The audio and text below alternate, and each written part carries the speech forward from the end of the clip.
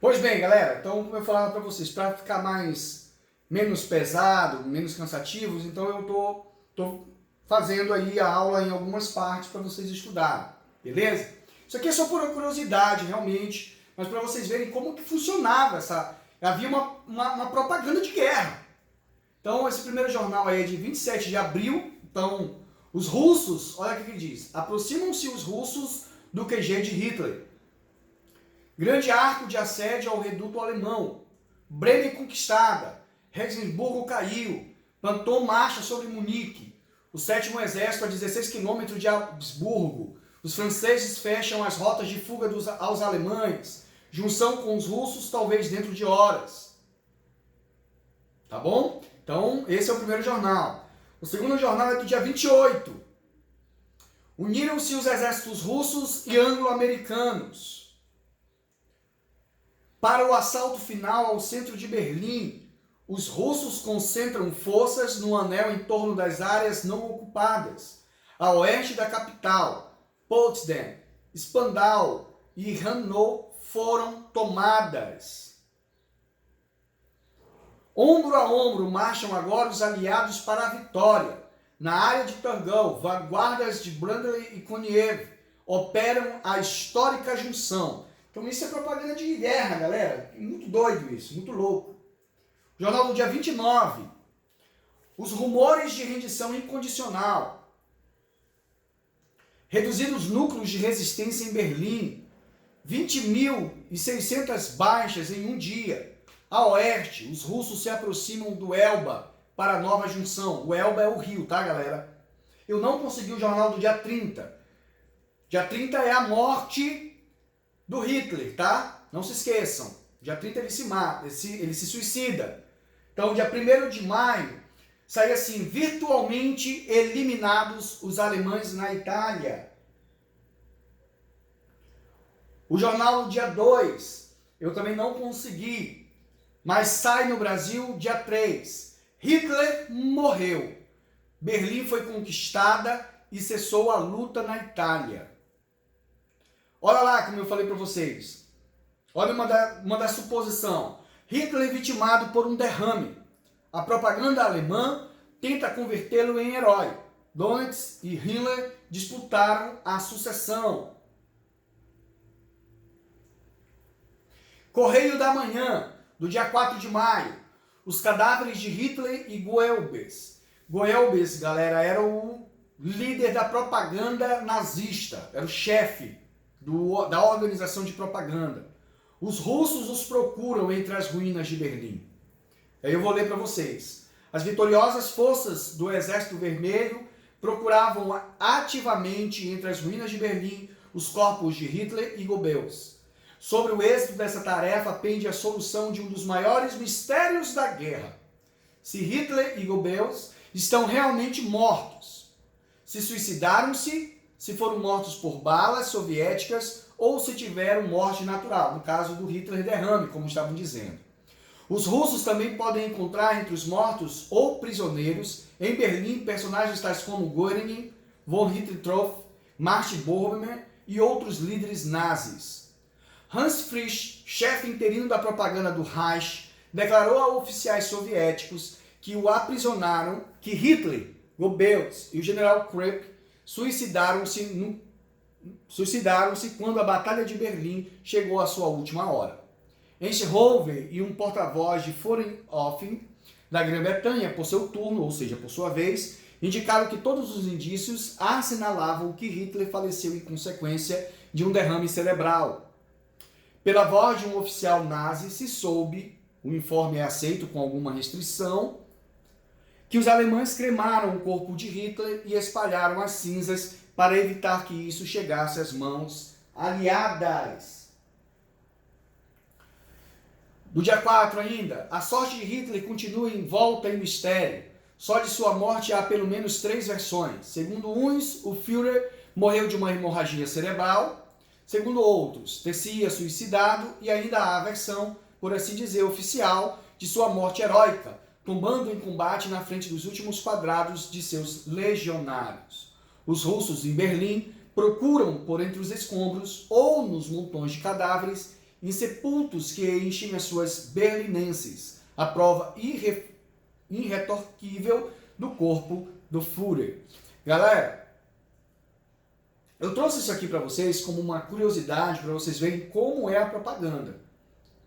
Tá? Existiam essas 3 versões, mas hoje sabe-se que ele realmente se suicidou. Ele tomou cianeto e depois deu um tiro na cabeça, juntamente com a sua esposa também. O Goebbels também se suicidou, juntamente com a sua esposa, e também mataram seus 6 filhos. No Amazon Prime também tem um filme que conta essa história, narrada por uma sobrevivente, que era uma secretária de Hitler, e ela narra isso, esses últimos momentos do Hitler. É muito legal esse vídeo, esse filme. Se alguém quiser, se tiver essa possibilidade, também pode assistir esse filme na Amazon Prime. A Amazon não está me pagando para fazer propaganda, tá bom? Mas hoje o que é correto dizer é que ele se suicidou, tá bom, gente? Já foi provado que ele foi suicidado. Professor, o que foi que fizeram com o corpo dele? Realmente, ele se suicidou, o corpo foi cremado, ele aparentemente não, como estava sob ataque, né? Eles não tiveram muito tempo de ver como tinha ficado.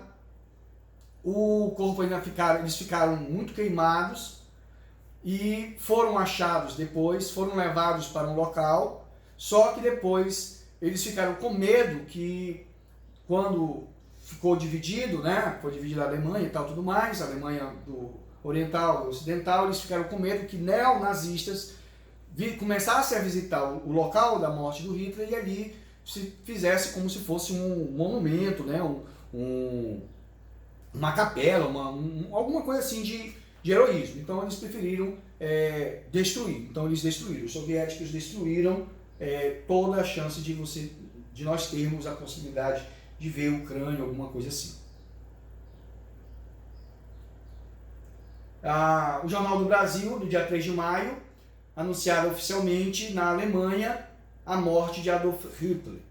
O Führer teria sucumbido combatendo os russos quando comandava um dos setores de resistência nazista em Berlim.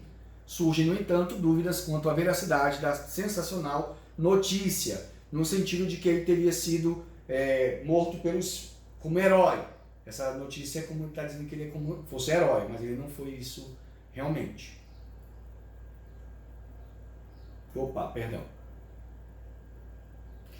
Como vimos, Berlim foi conquistada, os alemães se rendem em 8 de maio, nós vamos ver a Itália também se rendendo, Mussolini vai tentar fugir para a Suíça, o rei Vítor Emanuel se rende e 27 de abril ele é capturado, Mussolini é capturado e é reconduzido a Milão. Ele vai ser julgado, condenado e fuzilado ao lado de sua esposa Clara. No dia 29 de abril, seus corpos foram pendurados. E aí, no dia 5 de maio, sai a notícia sobre a desintegração também das forças alemãs. Novamente, né, mais aí algumas... E aí, o trágico fim de Mussolini, julgado e fuzilado sumariamente. Seu corpo é alvo das fúrias da multidão. Tá? Isso é o jornal do 1º de maio. Aí, Mussolini, juntamente com a sua esposa, ao lado de vários fascistas assassinados, e aí eles estão pendurados e foram açoitados, as pessoas passavam, cuspiam, batiam com um pedaço de pau neles, já mortos, mas fizeram tudo pelas raivas, né, por tudo que ele tinha feito. Em fevereiro de 45, os norte-americanos finalmente conseguem alcançar solo japonês. Nós vemos aí a ação dos pilotos japoneses chamados de kamikaze. Kami vem da palavra Deus e kaze vento, então vento divino, que dava uma louca neles, eles morriam, né? Claro que não é louca, né, gente? Tô brincando com vocês, só um modo de falar. Eles tinham uma verdadeira devoção ao imperador, então eles preferiam se matar, se suicidar, jogando seus aviões sobre, né, o exército, sobre os navios e tudo mais. Como eles não se renderam, em agosto de 45, os norte-americanos então decidem inaugurar as chamadas bombas atômicas. Então, no dia 6 de agosto, cai em Hiroshima e no dia 9 cai Nagasaki. A União Soviética vai invadir a Manchúria e a Coreia e declara guerra ao Japão. E aí em Hiroshima cai a Little Boy, né? Pequeno garoto. Essa é a nuvem causada pela explosão. Essa aí é a Little Boy. E Hiroshima, né? Devastada pela bomba. Aqui é Nagasaki. A bomba em Nagasaki é chamada de Fat Man, ou Homem Gordo, né? Traduzindo no inglês, o gordo. E aí tem uma foto do antes e o depois, né? Do ponto zero, onde a bomba caiu, os prédios anteriormente e a devastação. Essa aí é a explosão causada, que eles chamam de cogumelo, né? E essa aqui é a Fat Man. Em 2 de setembro de 45, os japoneses se rendem. Aí o primeiro-ministro está assinando, né, o documento de rendição. E aí, para finalizar nosso estudo, nós vamos ver a Conferência do Teherã, onde vai ser decidido a divisão da Alemanha, a entrada das forças anglo-americanas na França, que é o dia D, e tudo mais. Beleza? Nós temos a Conferência de Alta, que é onde vai ser criada as zonas de influência entre os Estados Unidos e a União Soviética.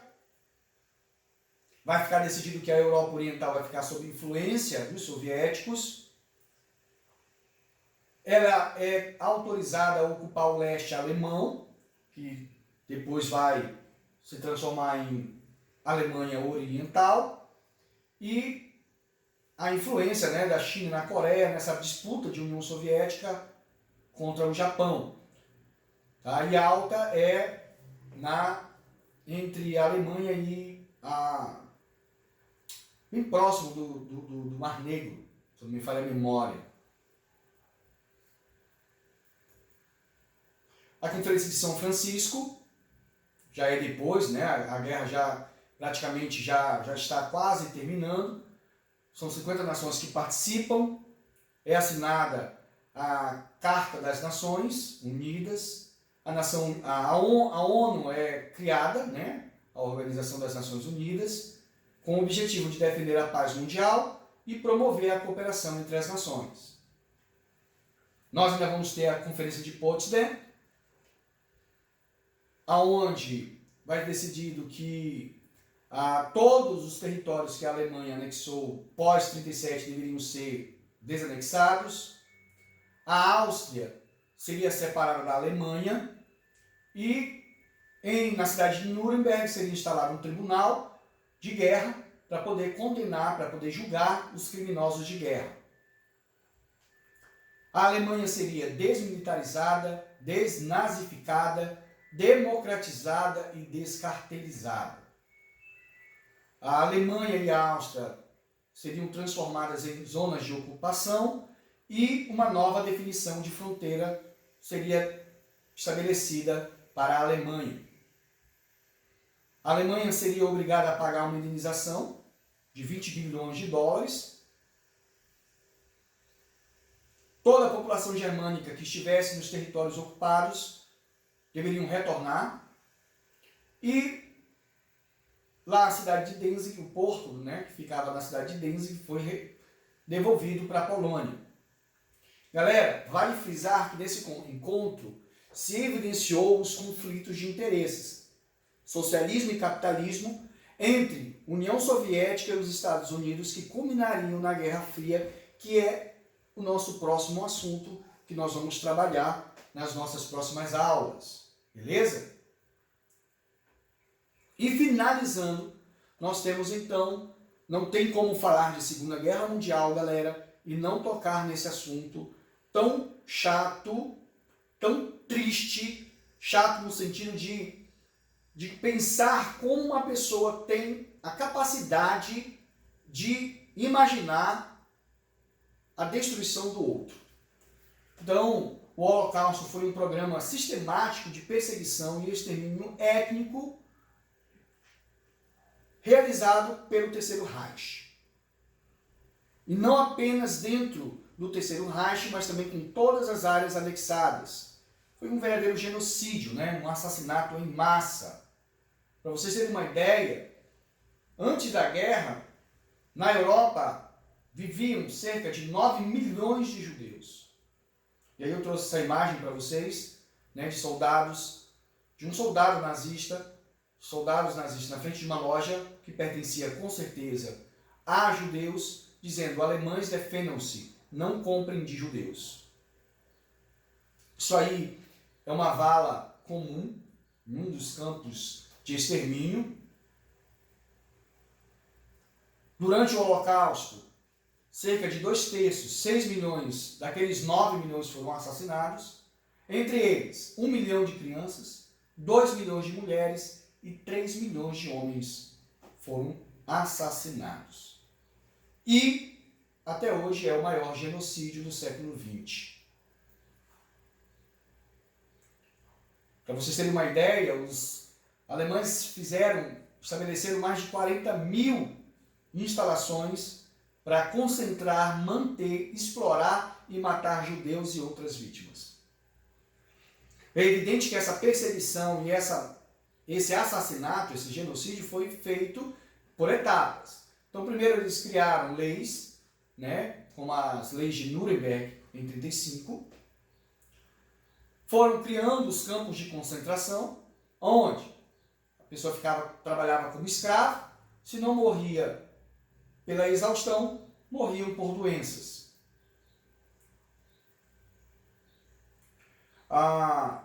Mais de 1 milhão de judeus foram fuzilados, para vocês terem uma ideia, e presos políticos, adversários políticos. Judeus e ciganos confinados em guetos superlotados, os famosos guetos, né, locais, abarrotados de pessoas,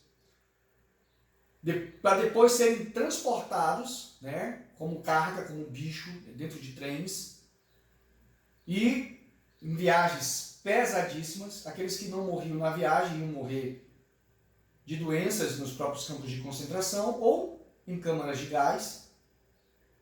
Eu trouxe essa imagem, para mim essa imagem é muito forte. É uma mãe judia com a sua filha ou seu filho no colo e vários outros judeus ali de joelho já, alguns já acredito que até tombados, e os soldados nazistas já ao ponto de executá-los. Por incrível que pareça, existem pessoas que não acreditam. Isso não é novidade, essa ideia de negacionismo. Isso aí existe, tá, galera? Existe o negacionismo do Holocausto, existe o negacionismo, por incrível que pareça, da Inquisição. Para muitas pessoas, muitos estudiosos, dizem que a Inquisição não foi tão devastadora, não foi tudo isso que morreu pela mão da igreja. Não sei se você sabia disso. E aí eu trouxe aqui para vocês terem uma ideia, o David Irving, ele ainda está vivo, ele é um escritor inglês, e ele lançou vários livros onde ele defendia essas ideias. Olha só, galera. Ele defende que judeus não foram assassinados em câmaras de gás no campo de extermínio de Auschwitz. Ele afirma que o genocídio dos judeus não era de conhecimento de Adolf Hitler. E se o Hitler soubesse, ele era contrário. E aí o tribunal inglês considerou esse cara como antissemita, racista e um negacionista ativo. Tá? Ele só foi desmascarado já agora na década de 90, se eu não me falha a memória, finalzinho da década de 90, início da década de 2000, quando ele foi querer falar besteira de uma historiadora, e aí ela processou ele juntamente com a editora que ela fazia parte, que ela lançava os livros, e ele foi condenado.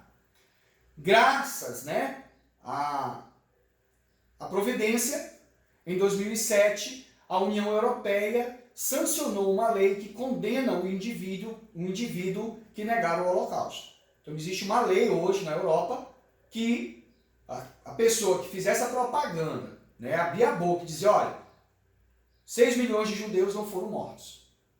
Né?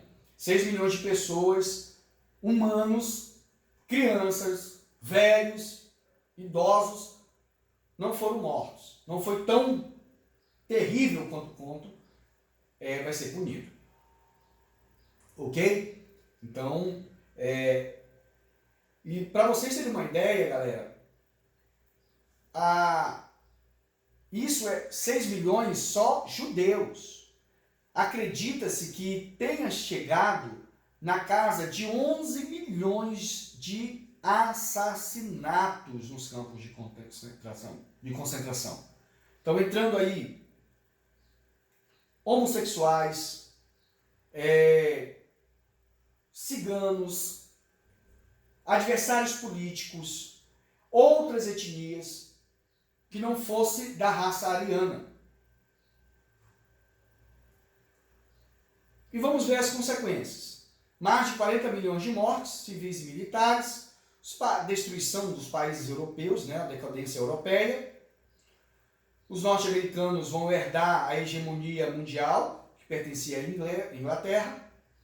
O mundo vai ficar bipolar, né? De um lado, capitalista com o seu representante Estados Unidos, e de um outro, o lado socialista com a União Soviética. E, finalmente, a descolonização da África e da Ásia. Então, galera, nós terminamos aqui o nosso conteúdo. Finalizamos. Espero que tenham gostado. Até a próxima!